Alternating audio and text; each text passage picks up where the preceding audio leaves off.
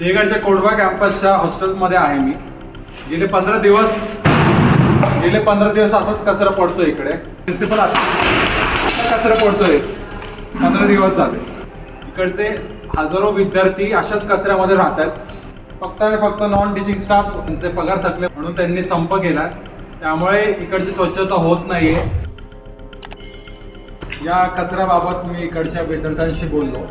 ते कोणीच कॅमेऱ्यावरती यायला रेडी नाहीत, कारण त्यांचा अख्ख्या वर्षाचा प्रश्न आहे. त्यांचे ऑडिओ बाईट्स घेतले, त्यामध्ये त्यांनी अख्खी परिस्थिती सांगितली की नेमकं त्यांना काय काय करायला सांगितलं. नॉन टीचिंग स्टाफ आहे ना स्ट्राईकला गेलेला आहे, त्यामुळे त्याली 0% सफाई होत आहे. त्यांनी विद्यार्थ्यांकडे झाडू वगैरे दिलेले आहेत. 76,000 रुपये हॉस्टेलची फी घेतात आणि आज शेवट मुलांना झाडायला होत्यात आणि या कचऱ्याचा मुलांना त्रास होतोय.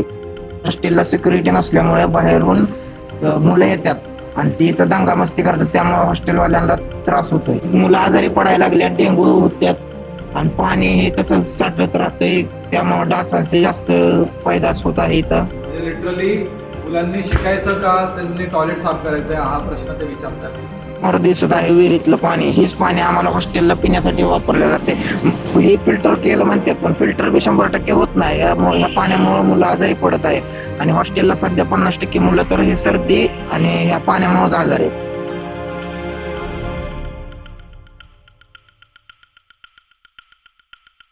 देश स्वतंत्र झालेला दिवस येतोय म्हणजे 15 ऑगस्ट, तर आम्हाला ह्या कचऱ्यापासून स्वातंत्र्य मिळेल का हा प्रश्न आमच्या हॉस्टेलच्या मुलांना पडलेला आहे.